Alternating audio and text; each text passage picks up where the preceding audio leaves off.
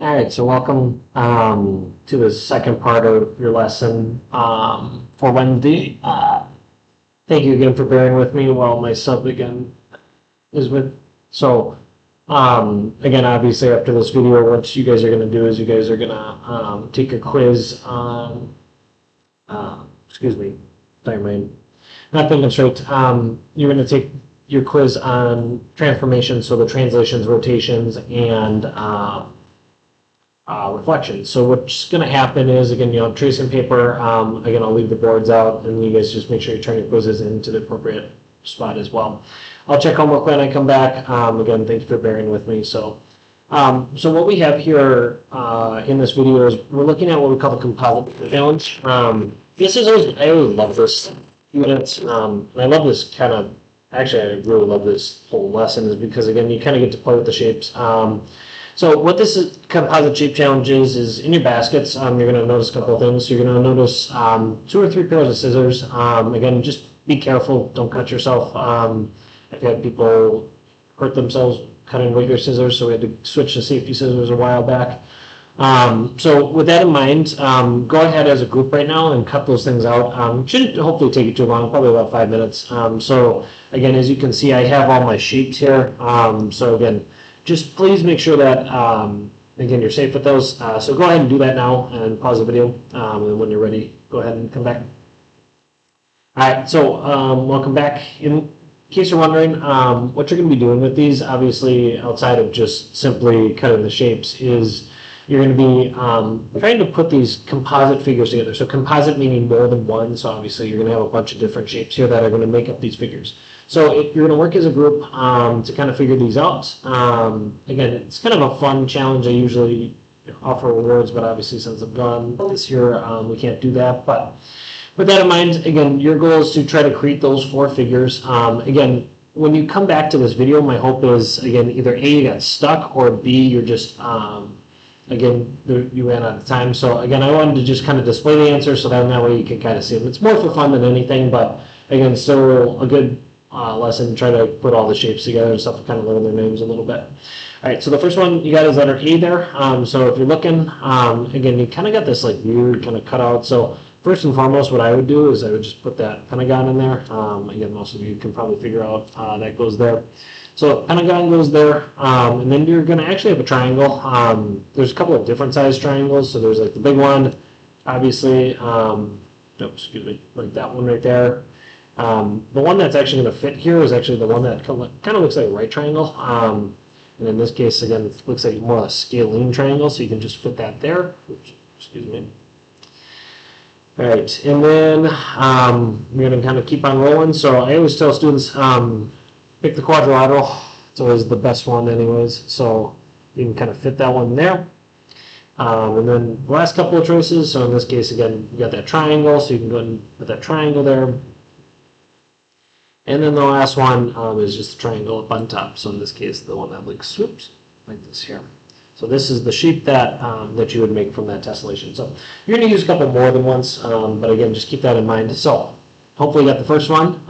Again, congrats if you didn't have to watch the video. Please, if you're watching the video ahead of time and you're just skipping ahead, please stop. Okay, you're going to have a little fun with this. That's the idea. So again, if you get stuck, that's again what this video is for. So make sure that again you clear those off your board, and then once you do, we're going to go ahead and take a look at the next one. So in this case for letter B, we got a couple of different options here. The one that I did, so I started at least with the rectangle. Some of you are going to notice at least the diamond right away too. So in this case, I'm going to put the rectangle kind of right in the middle there. When I do, I'm going to go ahead and then put the rhombus. So in this case, again, that quadrilateral 4 equal sides. And then you're just going to kind of add on. So in this case, again, one of them is actually the trapezoid. If I can find that option, I think this is the one. Yes, this is one. So here's your trapezoid here. And then you got a couple of long triangles. Here's a scalene triangle. So in this case, again, this one's going to kind of fit the bill here.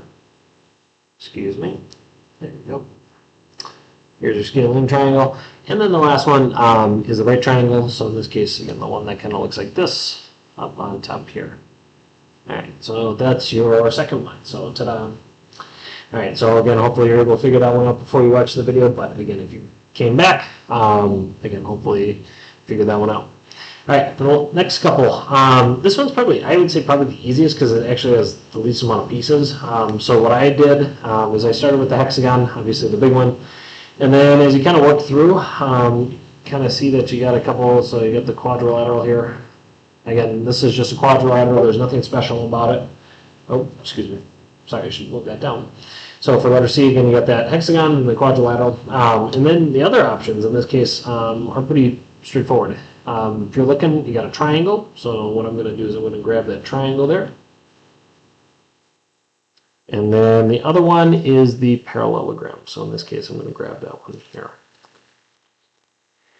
All right, so hopefully you had a chance to look at those. And then here's your figure right there. So kind of cool. So you got the third option there for you as well. All right, and the last one. So I'm going to go ahead and put those all together. So the last one's probably, I guess you could say, the trickiest because, again, it's got, I think it has the most pieces. Yeah, we'll have the most pieces. So in this case, what we're going to do is we're going to, again, try it out. What I actually did is I started with the one that kind of looked like the outside the most. In this case, what we call a kite. So I'm just going to put the kite there.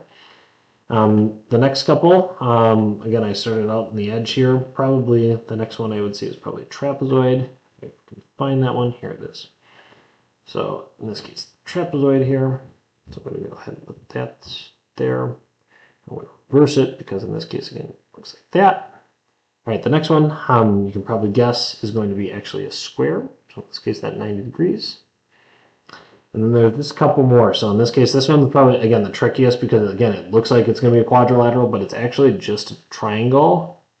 And then the last triangle here. So this is what it kind of looks like. Oop, I've been doing this all, so you guys can't see it. My apologies. So it kind of looks like this. You got the triangle. I'll try to flip this so it looks a little bit better. There we go. So there's your figure there. All right, so as you can see, again, the kind of composite shapes are all possible. What I'm going to tell you is, again, just make sure that you keep the shapes, put them in the baskets. The reason why is because tomorrow what we're going to actually be doing is we're going to be actually putting all these shapes. I'm going to give you kind of a bunch of different situations with those shapes, and you're going to ask to be put on the Venn diagram. So we'll kind of fill out the toolkit first. Again, there's going to be practice on page 8, so again, we'll watch that video. And then you're going to take the shapes kind of as a group, and you're going to kind of work together to kind of make sure that you understand this. I'll give you a bunch of different situations, and then I'll have you kind of classify them. Again, you can either write them on paper, or you can put them on the Venn diagram with the shapes themselves.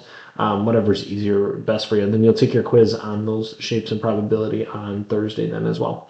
All right, so without further ado, hopefully you had a good day. Good luck on your quiz. Make sure again that gets turned in the basket. And I will see you guys all on Friday, actually. So have a good rest of your night. Bye.